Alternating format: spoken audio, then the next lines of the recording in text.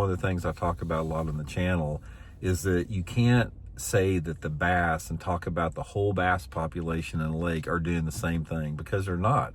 Every bass has their own unique mood and personality, that just like people do. And sometimes you're going to have bass that are chasing and very active, and sometimes you can't do anything to catch them, because not all of them will bite, but there's always some that will bite.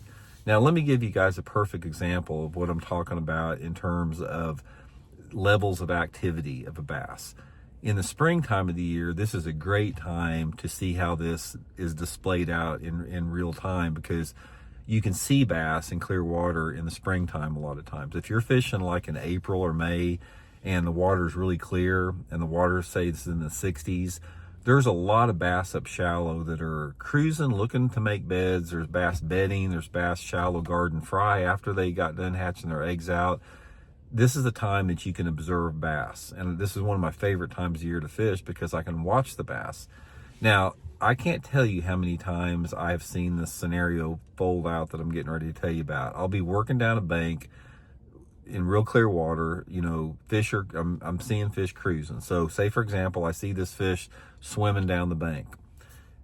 Sometimes I see this fish swimming down the wet bank, and I'll throw like a wacky rig or something out in front of the fish. I can see it swimming in a direction.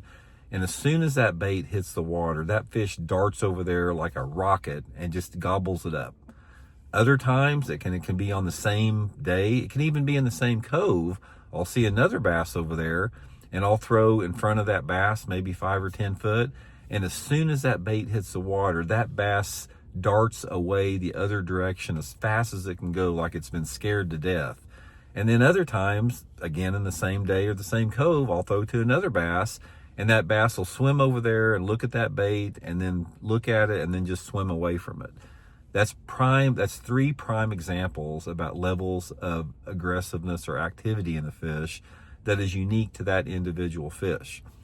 And this is just something we can see. I believe in fishing that, and like I said, this can be backed up by, spotlighting for bass. They see fish reacting to baits in real time there, which I don't want to get into that, but it's my theory is that the bass do the same thing even if you can't see them. So let's say, for example, if you're throwing a jig in 20 foot of water on a brush pile, or you're throwing a crankbait down a rocky bank, I think there's those same levels of activity. There's some bass that is like, as soon as it sees that crankbait bouncing off a rock, it gobbles it up. There's other bass that is, if you throw that jig in 20 foot of water and that jig hits the bottom, that fish spooks away from it.